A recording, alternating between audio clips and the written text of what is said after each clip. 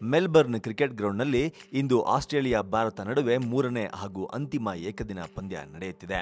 ಈ ನಾನಾ ಅಥವಾ ನೀನಾ ಅನ್ನೋ ಪಂದ್ಯದಲ್ಲಿ ಟಾಸ್ ಗೆದ್ದಿರುವ ಭಾರತ ಫೀಲ್ಡಿಂಗ್ ಅನ್ನ ಆಯ್ದುಕೊಂಡಿದೆ. ಭಾರತದ ಆಡುವ 11ರ ತಂಡದಲ್ಲಿ ವಿಜಯ್ ಶಂಕರ್ ಅವರು ಸ್ಥಾನ ಪಡೆದುಕೊಂಡಿದ್ದಾರೆ. ಟೀಂ ಇಂಡಿಯಾ ವೇಗದ ಬೌಲರ್ ಭುವನೇಶ್ವರ್ ಕುಮಾರ್ ಅವರು ಆಸ್ಟ್ರೇಲಿಯಾಕ್ಕೆ ಆರಂಭಿಕ ಆಘಾತವನ್ನ ನೀಡಿದ್ದಾರೆ. ಪಂದ್ಯ ಆರಂಭವಾಗಿ 2 ಎಸೆತಗಳನ್ನ ಕಾಣುವಷ್ಟರಲ್ಲೇ ಮಳೆ ಅಡ್ಡಿಪಡಿಸಿತ್ತು.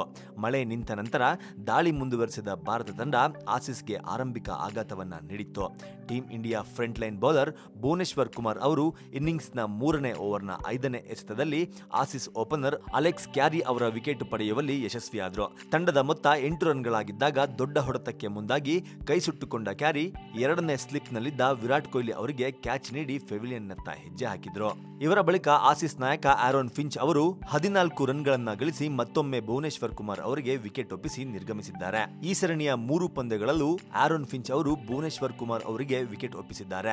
ಮೊದಲ 2 ವಿಕೆಟ್ ಪತನದ ನಂತರ ಶಾನ್ ಮಾರ್ಷ್ ಅವರು ಎಚ್ಚರಿಕೆಯ ಆಟಕ್ಕೆ ಮುಂದಾಗಿದ್ದರು. ಆದರೆ 54 ಎಸೆತಗಳಲ್ಲಿ 39 ರನ್ ಗಳಿಸಿದ್ದ ಶಾನ್ ಮಾರ್ಷ್ ಅವರು ಯಜುವೇಂದ್ರ ಚಾಹಲ್ ಅವರ ಬೌಲಿಂಗ್ನಲ್ಲಿ ಧೋನಿ ಅವರ ಸ್ಟಂಪ್ಗೆ ಬಲಿಯಾಗಿದ್ದಾರೆ.